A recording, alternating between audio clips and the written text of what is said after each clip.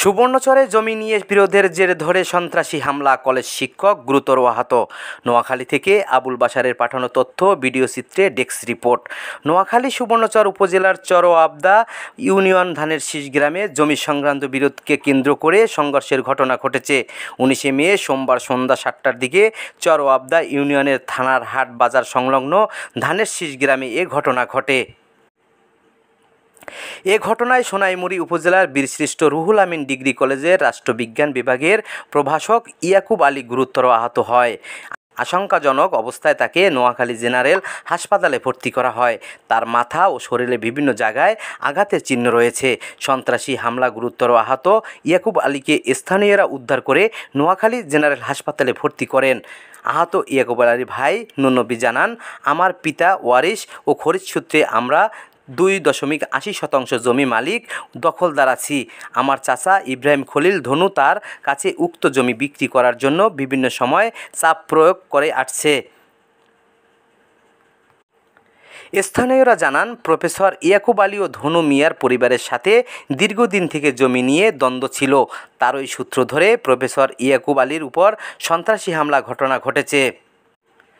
আহত ইয়াকুব আলী জানান, ঘটনার দিন সন্ধ্যা 7টায় আমি বাড়ি থেকে থানার হাট যাওয়ার পথে ইব্রাহিম খলিল ধনু মিয়ার ছেলে আবুল খায়ের ও আবু সাইদের নেতৃত্বে 5-6 জন সন্ত্রাসী আমার পথ গতিরোধ করে আমাকে হত্যার উদ্দেশ্যে দেশীয় অস্ত্র দা শ্রেণী দিয়ে কুপিয়ে আমার মাথা আঘাত করে এবং লোহার রড দিয়ে এলোপাতাড়ি পিটিয়ে আমার শরীরের বিভিন্ন স্থানে গুরুতর জখম করে।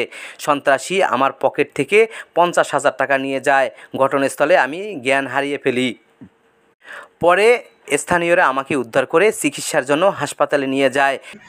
সন্ধ্যা প্রায় 7:30টার দিকে ইব্রাহিম ধনুর ছেলে আবু সাইদ, আবুল খায়ের, জামালউদ্দিনের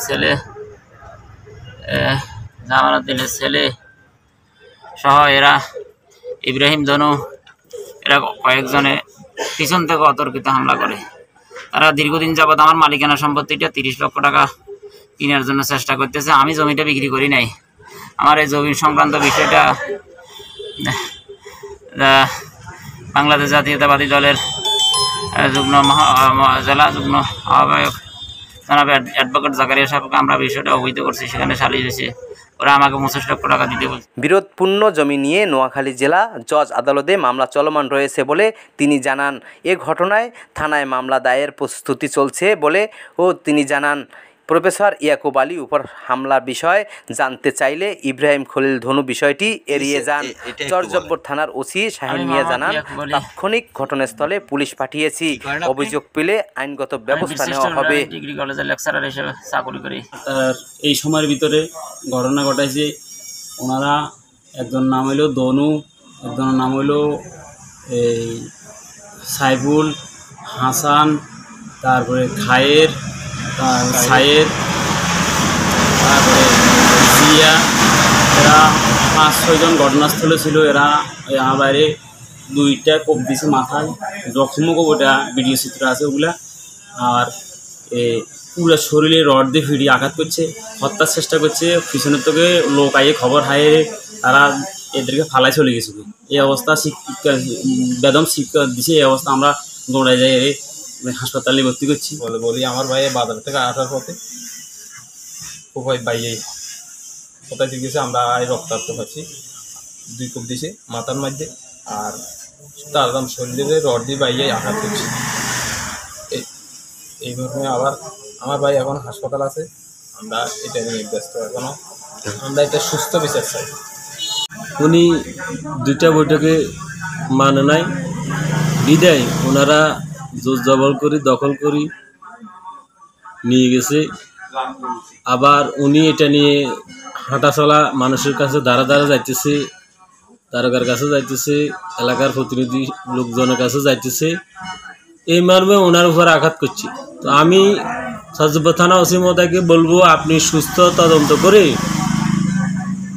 আপনি সরজমিনে তদন্ত করে আপনার নিজের এখতিয়ারে নিয়ে এই তদন্ত করে সুস্থ সমাধানের লক্ষ্যে কাজ করবেন বলে আমি উদাত্ত আহ্বান করছি।